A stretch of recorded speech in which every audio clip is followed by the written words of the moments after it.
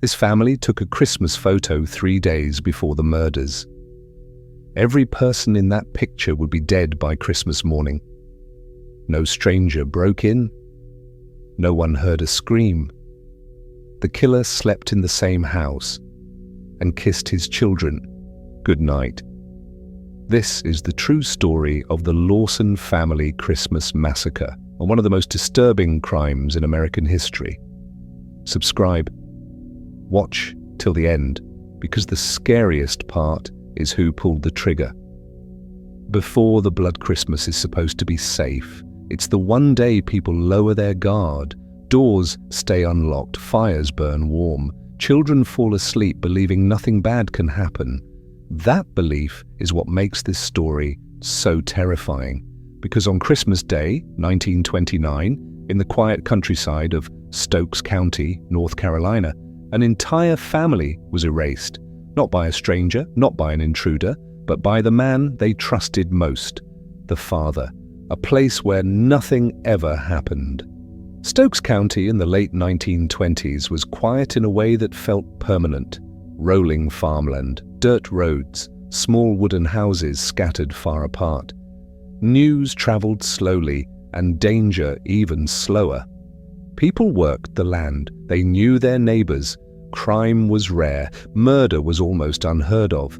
Families didn't lock their doors at night. No one imagined that Christmas morning would end in blood. Charles Lawson. The father, Charles Davis. Lawson was 43 years old. He wasn't known as a violent man. He didn't drink heavily. He didn't gamble. He didn't cause trouble. He worked hard. His hands were rough, his back bent from years of labor. He provided for his family the only way he knew how. But something had changed. In the months leading up to Christmas 1929, neighbors noticed Charles growing quiet, too quiet. He stared into nothing. He spoke less. Sometimes he seemed confused, like his thoughts were drifting somewhere no one else could see.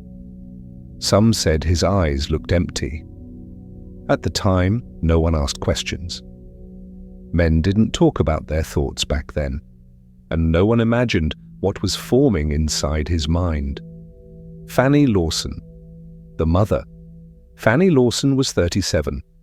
She was gentle, patient, and worn down by years of hardship. She had spent most of her life pregnant, raising children, cooking, cleaning, holding the family together. Her life was difficult, but familiar. She trusted her husband. That trust would cost her everything. The children.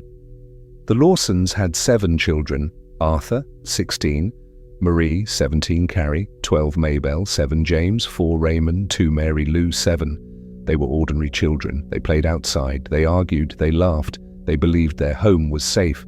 None of them knew they would not survive Christmas Day. The photo that should never have existed. 3 days before Christmas, Charles Lawson did something strange, something he had never done before. He took his entire family into town to have a professional photograph taken. For a poor family in 1929, this was unusual. Photos were expensive. Many families had only one picture in their entire lifetime.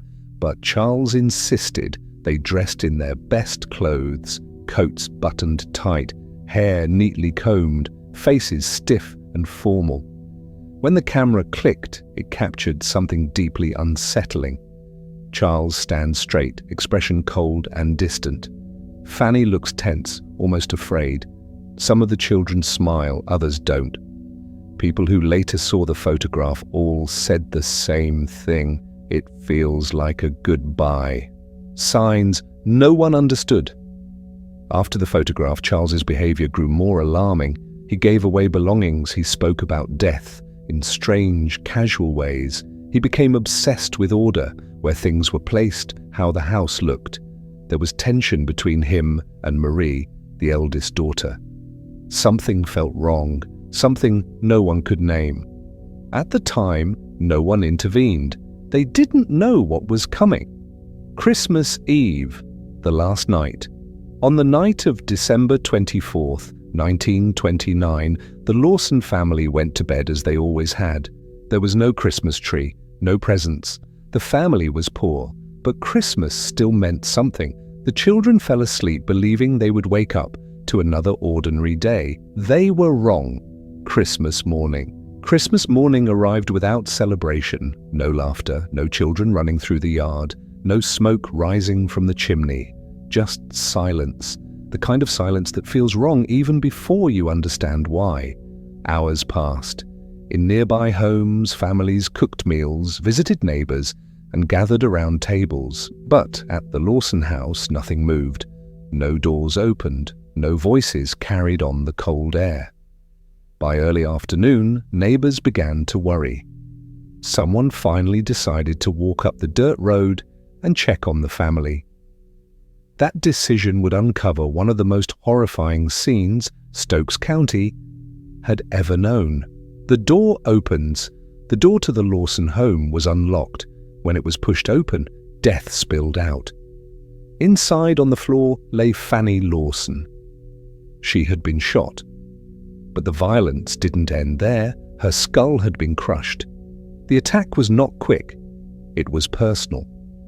Nearby lay 2 of the children, then 3 more, small bodies scattered through the house. There was no sign of a struggle, no overturned furniture, no chaos. They hadn't fought. They had trusted.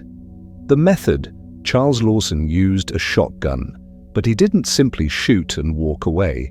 Some victims were shot first, then beaten, as if rage followed regret or regret followed rage. No one could tell. The killings were methodical, one by one. Some of the children were asleep, others were awake. None escaped. The one who ran outside near the barn, investigators found Mary Lou. She had tried to run. Her small body lay in the dirt. She hadn't made it far. That detail haunted the town more than anything else, because it meant she understood. At least one child knew what was happening. And she ran anyway. The father's end. Not far from the house, beneath a tree, lay Charles Lawson. He had turned the shotgun on himself. His body was calm, almost peaceful. The man who had erased his family from existence had ended his own life. No note, no explanation, just silence. The town in shock word spread fast. People gathered outside the house in disbelief. Some cried, others stood frozen. No one could understand how a man like Charles could do something like this. The question everyone asked was the same: why? And no one had an answer. Questions without answers. There was no suicide note, no confession, no warning left behind. Doctors were called in, so were ministers. They searched for meaning where none could be found. Some believed Charles had suffered from mental illness. Others blamed a head injury years earlier. But none of the explanations felt big enough to match the horror, because this wasn't chaos, this was deliberate. The photo returns. When the family photograph surfaced, everything felt darker. People stared at it longer than they should. Charles's eyes looked distant. Marie's expression looked tense. Fanny's posture looked guarded. Some said Charles had already decided their fate when the photo was taken, that the picture wasn't a memory, it was evidence. A family erased 7 children, a mother, gone in a single morning, Christmas Day, a holiday meant for life, turned into a day of death, and still no reason. Trying to understand the monster, after the funerals, Stokes County fell into a quiet that felt unnatural. People spoke in whispers, parents watched their children more closely. Doors that had never been locked before now were. The town needed answers, so they began tearing Charles Lawson's life apart, piece by piece, searching for something, anything, that could explain how a father became an executioner. The man he used to be. Those who knew Charles struggled to reconcile the crime with the man they remembered. He was strict, yes. Emotionally distant, yes. But violent? No. He worked, he prayed, he came home. There were no police records, no history of abuse reported, no drunken confessions. And that was the most frightening part. If this man could do it, than anyone could. The change? No one took seriously. Looking back, people began to notice patterns. Charles had become withdrawn months before the murders. He stared off for long periods of time. He spoke less. He slept poorly. Sometimes he seemed confused, lost inside his own thoughts. Today, doctors might call it a psychological break. In 1929, it was called nothing. Men were expected to endure in silence, and silence is where this horror grew. The head injury theory. One explanation offered was a past head injury. Charles had reportedly been struck in the head years earlier while working. Modern experts suggest damage to the frontal lobe could cause loss of emotional control, obsessive behavior, impaired judgment, sudden personality shifts. But even this theory felt hollow, because what happened wasn't impulsive, it was organized, planned, and that suggested intent. The order of death, investigators studied the sequence. Fanny was killed first, then the older children, then the younger ones. This wasn't random, it was controlled, almost ritualistic, and it suggested Charles wanted no interference, no resistance, no witnesses. The photo, seen differently. The family photograph took on new meaning. People noticed how Charles stood slightly apart, how Marie looked tense, how Fanny's body language seemed guarded. Some believed Charles took the photo knowing it would be the last image of them alive, a permanent record, proof they once existed. The rumors that refused to die. As time passed, the official explanations faded, and darker theories took their place. The Marie whispers. The most disturbing rumor centered on Marie, the eldest daughter. Some claimed she was pregnant. Others claimed Charles was responsible. There was no medical proof, no documents, but the rumor persisted because it felt like it explained too much. Why Marie was killed early, why Charles acted strangely around her, why Christmas was chosen. In 1929, exposure would have meant total destruction. Some believed Charles chose annihilation instead, not to protect his family, but to erase the truth. Why no note? People asked why Charles left no explanation. Some believed he didn't think one was necessary. Others believed writing it down would make it real. And in his broken mind, silence was control. The aftermath. The Lawson family was buried together. One grave, one headstone, 7 children, and a mother, reduced to names carved in stone. The town tried to move on, it never truly did. The house that couldn't heal. The Lawson home became a place people avoided. Visitors reported unease, animals wouldn't linger, people felt watched. Eventually the house was torn down, but the land remained, and locals say it still feels wrong, especially in December. Why this story still terrifies us? Because it destroys a comforting lie. That danger comes from outside. This wasn't a stranger, this wasn't chaos breaking in, this was a father, a man who ate at the same table, who slept under the same roof, who smiled for a photograph days before murder. No screams were heard, no warning signs recognized, just trust. And then silence. Final word. When people look at the Lawson family photo today, they don't feel fear, they feel grief. Because in that frozen moment, the family is still alive, still standing together, still unaware that Christmas morning will be their last, and that the man beside them has already made his decision. The day that never ended, long after the bodies were buried, long after the house was torn down. Christmas never returned to Stokes County the same way again. Every year, when December comes, the story comes with it.